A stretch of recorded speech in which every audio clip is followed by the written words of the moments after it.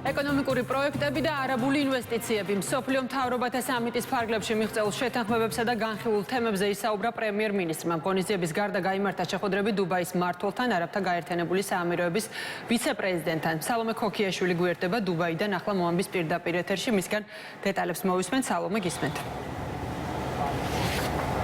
მსოფლიო მთავრობათა სამიტის ფარგლებში გრძელდება საქართველოს პრემიერ-მინისტრისა და ქართული დელეგაციის ვიზიტი დუბაიში, არაბთა გაერთიანებულ საამიროებში და მას შემდგომ, რაც თავად სამიტის მონაწილეებს პრემიერ-მინისტრმა გუშინ სიტყვით გამოსვლით უკვე მიმართა გახსნის დღეს, დღევანდელი დღე მთლიანად დაეთმო ორმხრივი შეხვედრების წარმოებას, როგორც მაგალითად პოლიტიკურ ლიდერებთან, ისე მსხვილი საინვესტიციო ფონდებისა თუ კერძო ბიზნეს კომპანიების ხელმძღვანელებთან და წარმომადგენლებთან. თუმცა დღევანდელი დღის ერთ-ერთ მთავარ მოვლენად ჩვენ შეგვიძლია გამოვარჩიოთ შეხვედრა არაბთა გაერთიანებული საამიროების პრემიერ-მინისტრთან, დუბაის ამირასთან და ვიცე-პრეზიდენტთან. ამ შეხვედრაზე, როგორც პრემიერ-მინისტრმა გითხრა, იყო ორმხრივი თანამშრომლობის არაერთი მიმართულება განხილული, მათ შორის ის, რომ საქართველოსა და არაბთა გაერთიანებულ საამიროებს აქვს ძალიან მჭიდრო კავშირები, როგორც პოლიტიკური, განსაკუთრებით ეკონომიკური თვალსაზრისით. რა თქმა უნდა, ამ შეხვედრაზე საუბარი შეეხო 2 კვირის წინ გაფორმებულ ძალიან მნიშვნელოვან ხელშეკრულებას 6 მილიარდი დოლარის მოცულობის ინვესტიციის შესახებ, რომელიც საქართველოში ერთ-ერთმა ყველაზე მსხვილმა ჯგუფმა ემარმა უნდა განახორციელოს. გარდა ამისა, სხვა ერთობლივ პროექტებზე, რომელსაც საქართველო და არაბთა გაერთიანებული საამიროები ერთობლივად აწარმოებენ, უნდა ითქვას, რომ დღეს მაგალითად პრემიერ-მინისტრი ამავდროულად იმყოფებოდა აბუ-დაბის პორტშიც და ამ პროექტსაც საკმაოდ დიდი მნიშვნელობა აქვს ჩვენი ქვეყნისთვის. აბუ-დაბის პორტის წარმომადგენლები ჩართულები არიან საქართველოში ძალიან მნიშვნელოვანი ინფრასტრუქტურული პროექტების განხორციელებაში. ამ თემებზე დღეს პრემიერმა თავად ისაუბრა და ახლა შეგვიძლია ეს ინტერვიუ მოვისმინოთ. ვისაუბრეთ ორმხრივ თანამშრომლობაზე ჩვენს ქვეყნებს შორის, საკაცალბარი ქონდა პოლიტიკურ განზომილებაზე, ჩვენი ურთიერთობების და ასევე ხაზი გავუსვით, რა თქმა უნდა, ძალიან მჭიდრო ეკონომიკურ პარტნიორობას. ქონდა საუბარი საინვესტიციო პროექტებზე, რომლებიც ერთობლივად ხორციელდება და მადლობა გადავხადეთ ზოგადად ბატონ ემირს მხარდაჭერისთვის ჩვენი ქვეყნის მიმართ, თბილი დამოკიდებულებისთვის. ჩვენი ამოცანა არის ამ ურთიერთობების კიდევ უფრო მეტად გაღრმავება და იგივე ინტერესი გამოიხატა ჩვენი პარტნიორების მხრიდანაც. ასევე დღეს ვიყავით ჩასული აბუ-დაბი პორტში, სადაც ჰქონდა საინტერესო შეხვედრა, გავიცანით პორტის მუშაობას.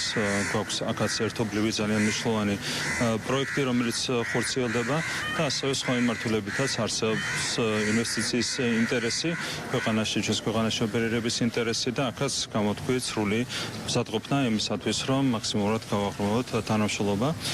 ეს ყველაფერი ხელშეუწყობს, რა თქმა უნდა, ჩვენი ქვეყნის პოზიციების გაძლიერებას, ჩვენი ეკონომიკური პოტენციალის მაქსიმალურად ათვისებას, არაბთა გაერთიანებულ საამიროებთან, შესაბამის კომპანიებთან, ინსტიტუციებთან მუშაობას აქვს ძალიან დიდი პერსპექტივა ყველა თვალსაზრისით. პრემიერ-მინისტრი რამოდენიმე მიმდინარე პოლიტიკურ თემას გამოეხმაურა, მათ შორის ერთ-ერთი არის ვაშინგტონში დაწყებული გამოძიება USAID-ის გარშემო. იცით, რომ უკვე ყველა საერთაშორისო დახმარება ამერიკის შეერთებული შტატებიდან და კონკრეტულად USAID-დან არის გაჩერებული.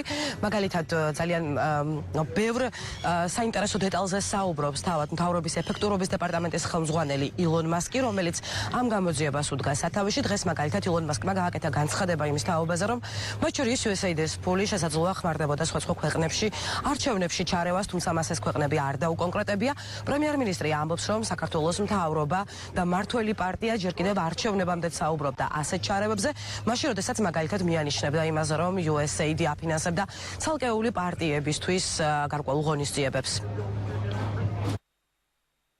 რა თქმა უნდა, საქართველოშიც USAID პირდაპირ იყო უხეშად ჩართული პოლიტიკურ პროცესებში, უშუალოდ საარჩევნო პროცესებში უფრო მეტი ჩართული იყო რევოლუციური პროცესების დაგეგმვაში და განხორციელებაში. ამის კონკრეტული მტკიცებულებები არსებობს, მათ შორის ვიდეო მტკიცებულებები, გახსოვთ იგივე კანვასის ტრენინგის სხვადასხვა აქტივობა. რა თქმა უნდა, ეს ყველაფერი არის უკიდურესად მიუღებელი და ძალიან კარგია, რომ დღეს ამ ყველაფერზე ალაპარაკდა უკვე ამერიკის შეერთებული შტატების ახალი ადმინისტრაცია. რადიკალური ოპოზიცია, NGO-ები, მათი მხარდამჭერები მკერები აცხადებდა, რომ არსებობდა იდეალური დასავლეთი და არც ერთ შემთხვევაში ამ იდეალურ დასავლეთს არ შეიძლებოდა ქონოდა რაიმე უარყოფითი განზრახვა ჩვენი ქვეყნის მიმართ. დღეს რაზე ჩვენ საუბრობდით, რომ იყო მანკიერი გამოვლენებები დასავლელი დასავლელი პარტნიორების ასე ვთქვათ ქმედებებში, ამ ყველაფერს ადასტურებენ თვითონ დასავლელი პარტნიორები, ინსტიტუტების წარმომადგენლები, კერძოდ ამერიკის შეერთებული შტატების ახალი ადმინისტრაციის წარმომადგენლები, რომლებიც პირდაპირ ადასტურებენ, რომ USAID-დან სხვადასხვა ქვეყანაში და მათ შორის იყო რა თქმა უნდა საქართველო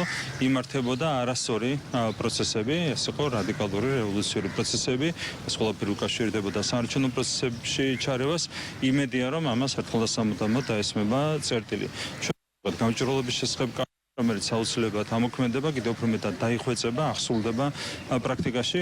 ეს არის ერთადერთი გარანტია იმისა, რომ ვერავინ ვეღარასდროს გარედან ვეღარ გაბედოს და შეძლოს ჩვენ შიდა საქმეებში ჩარევა. საქართველოს უნდა იყოს დამოუკიდებელი სახელმწიფო, ამისათვის იბრძოდნენ ჩვენი მოქალაქეები 80-იან წლებში, 90-იან წლებში და ეს არის ის მიღწევა, რასაც ძალიან უნდა გაუფრთხილდეთ. ხო, დამოუკიდებლობის გარეშე, სუვერენიტეტის გარეშე ჩვენი უსაფრთხოება ბუნებრივია ვერ იქნება დაცული და თუ უსაფრთხოება არ იქნება დაცული, არ იქნება არც წინსვლა და განვითარება.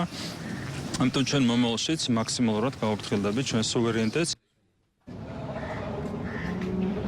გარდა ამისა, დღეს პრემიერ-მინისტრი გამოეხმაურა ევროპარლამენტში მისაღები რეზოლუციის პროექტს. უკვე იცით, რომ ცნობილია ამ პროექტის დრაფტი, რომლითაც ევროპარლამენტართა ნაწილი ითხოვს ძალიან კრიტიკული გზავნილებით გამოდის და მათ შორის მაგალითად ითხოვს როგორც მაღალი თანამდებობის პირების სანქცირებას, ისე უკვე მედია მენეჯერების სანქცირებას. პრემიერ-მინისტრი ამბობს, რომ ახალი ამ ნაწილში შესაძლოა ითქვას არაფერია, გამომდინარე იქიდან, რომ ევროპარლამენტს მანამდე რამოდენიმე ასეთი მწვავედ კრიტიკული რეზოლუცია აქვს მიღებული. და მთავარი მისი აზრით და როგორც ის ხას უსვამს არის ის, რომ რეზოლუციის ტექსტი არის რეზოლუციის ტექსტი და შესაბამისად მას ახსრულების რაიმე კონკრეტული მექანიზმით ანარახლავს. დღემდე 5 რეზოლუცია დაამტკიცა საქართველოს შესახებ ევროპარლამენტმა და 5-ივე იყო ერთმანეთზე არასერიოზული და ეს არის მორიგი მე-6 არასერიოზული პროექტი, რომელიც დაინიცირდა ევროპარლამენტში. რა თქმა უნდა, ამ პროექტს ისე როგორც წინა რეზოლუციებს აქვს აბსოლუტურად არაფრის ფასი, ჩალის ფასი. ჩვენთვის გამომდინარე იქიდან, რომ ეს რეზოლუციები არ ასახავს იმ რეალობას, რომელიც არის შექმნილი ჩვენს ქვეყანაში. რეალობა არის ის, რომ საქართველოში ქვეყანა იმართება დემოკრატიულად, ოპოზიცია არის თავისი არსით ანტიდემოკრატიული, თუმცა თქვენ ხედავთ, რომ ევროპარლამენტის რეზოლუციებში აისახება ხოლმე მხარდაჭერა რადიკალური ოპოზიციის მიმართ, რადიკალიზმის მიმართ და იმ ყველაფრის მიმართ, რაც დღეს ასე მკაფიოდ აკრიტიკებს ამერიკის შეერთებული შტატების ახალი ადმინისტრაცია. ამ ყველაფრის გათვალისწინებით ჩვენთვის ევროპარლამენტის რეზოლუციას არ აქვს არაფრის ფასი თავისი უსამართლო ბუნებიდან და შინაარსიდან გამომდინარე. პრემიერ-მინისტრის და მისი ხელმძღვანელობით ქართული დელეგაციის ვიზიტი კი არაბთა გაერთიანებულ საამიროებში, კონკრეტულად დუბაიში გრძელდება თავად მსოფლიო მთავრობათა სამიტით, რომელსაც წელს, როგორც ამბობენ, ყავს რეკორდულად ბევრი სტუმარი, 140-ზე მეტი ქვეყნის მაღალი რანგის დელეგაცია და ჯამში 6000-ზე მეტი სტუმარი ესწრება წელს მსოფლიო მთავრობათა სამიტს, რომელიც 2013 წლიდან რეგულარულად იმართება. მადლობა სალომე ქოქიაშვილი დუბაიდან საუბრობდა მოამბის პირდაპირ ეთერში.